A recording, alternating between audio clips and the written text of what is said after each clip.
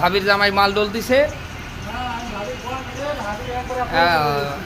এই যে ভাবির জামাই, এই দেখেন ভাবির জামাই।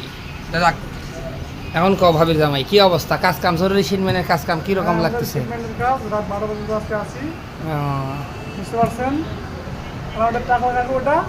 জরুরি শিনমেন দেওয়াই লাগবি, এনে বউ বাচ্চা দেখে কাম নাই, কোনো মায়া দয়া নাই, খালি ডোলো আর ডোলো, খালি ডোলো আর ডোলো।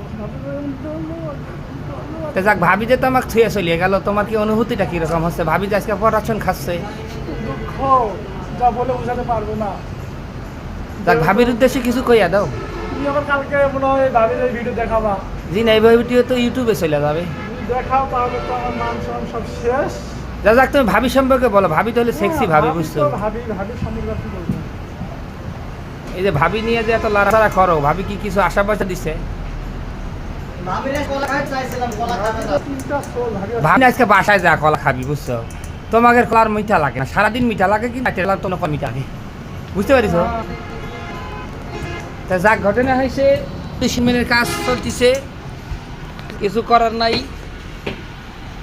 একটু ঘুরে টুরে বা কাস্টিং মতো করেন। হ্যাঁ, আর ভালো একটু বেশি বেশি করেন।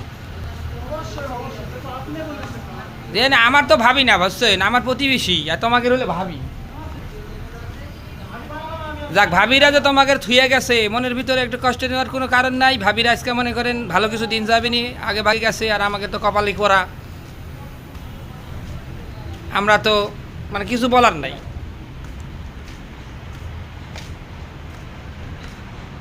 ঠিক আছে, এই যে অধমেরা আমরা একে একে পড়ে আছি,